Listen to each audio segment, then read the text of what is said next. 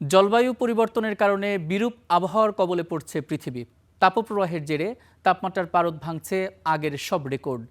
এমন প্রতিকূল পরিস্থিতিতে ১০০ কোটিরও বেশি মানুষের জীবিকা ও স্বাস্থ্য ঝুঁকির মুখে রয়েছে বলে জানিয়েছেন জাতিসংঘের খাদ্য ও কৃষি সংস্থা FAO এবং বিশ্ব আবহাওয়ার সংস্থা WMO। বিশ্বজুড়ে বাড়তে থাকা তীব্র গরম ও তাপপ্রবাহ কৃষি ও খাদ্য উৎপাদন ব্যবস্থাকে সংকটের দিকে ঠেলে দিচ্ছে।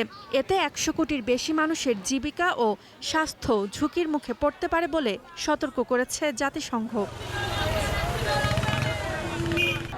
সংস্থাটি বলছে, অতিরিক্ত গরমে মাঠে কাজ করতে পারছেন না কৃষকরা, ফলে ফসলের উৎপাদন কমে যাচ্ছে।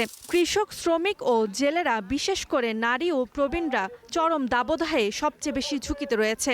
এর ফলে বদলাচ্ছে কৃষিকাজের সময়সূচি ও পদ্ধতি। বিশ্লেষকরা বলছেন, উষ্ণ অঞ্চলগুলোতে কৃষকদের জন্য বছরে ২৫০ দিন পর্যন্ত নিরাপদে বাইরে কাজ করা প্রায় অসম্ভব হয়ে উঠতে পারে। এর ফলে বছরে ২/৩ সময়ই তারা কাজ করতে পারবেন না। এমন অঞ্চলের মধ্যে রয়েছে ভারতের বড় অংশসহ দক্ষিণ এশিয়া, সাব সাহারা আফ্রিকা ও মধ্য এবং দক্ষিণ আমেরিকার বিস্তীর্ণ এলাকা। পরিস্থিতি এর মধ্যেই ভয়াবহ হয়ে উঠছে বিশ্বের বিভিন্ন অঞ্চলে। কোথাও শস্য উৎপাদন কমেছে ২৫%, কোথাও আবার ২০%। টানা খরা ও গরমে ৪০%-এর বেশি উৎপাদন কমেছে আবার কোথাও কোথাও।